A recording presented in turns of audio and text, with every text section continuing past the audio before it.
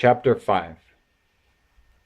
The next moment, James was running back toward the house as fast as he could. He would do it all in the kitchen, he told himself, if only he could get in there without Aunt Sponge and Aunt Spiker seeing him. He was terribly excited. He flew through the long grass and the stinging nettles, not caring whether he got stung or not, on his bare knees, and in the distance he could see Aunt Sponge and Aunt Spiker sitting in their chairs with their backs toward him. He swerved away from them so as to go around the other side of the house, but then suddenly, just as he was passing underneath the old peach tree that stood in the middle of the garden, his foot slipped, and he fell flat on his face in the grass. The paper bag burst open as it hit the ground, and the thousands of tiny green things were scattered in all directions. James immediately picked himself up onto his hands and knees and started searching around for his precious treasures. But what was this? They were all sinking into the soil. He could actually see them wiggling and twisting as they burrowed their way downward into the hard earth, and at once he reached out a hand to pick some of them up before it was too late, but they disappeared right under his fingers. He went after some others, and the same thing happened. He began scrambling around frantically in an effort to catch hold of those that were left, but they were too quick for him.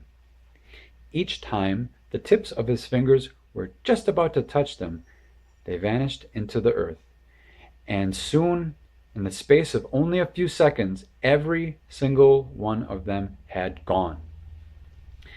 James felt like crying. He would never get them back now. They were lost, lost, lost forever. But where had they gone? And why in the world had they been so eager to push down into the earth like that? What were they after? There was nothing down there, nothing except the roots of the old peach tree, and a whole lot of earthworms and centipedes and insects living in the soil. But what was it that the old man said? Whoever they meet first, be it bug, insect, animal, or tree, that will be the one who gets the full power of their magic. Good heavens, James thought. What is going to happen in that case if they do meet an earthworm, or a centipede, or a spider? And what if they do go into the roots of the peach tree? Get up at once, you little lazy beast, a voice was suddenly shouting in James's ear.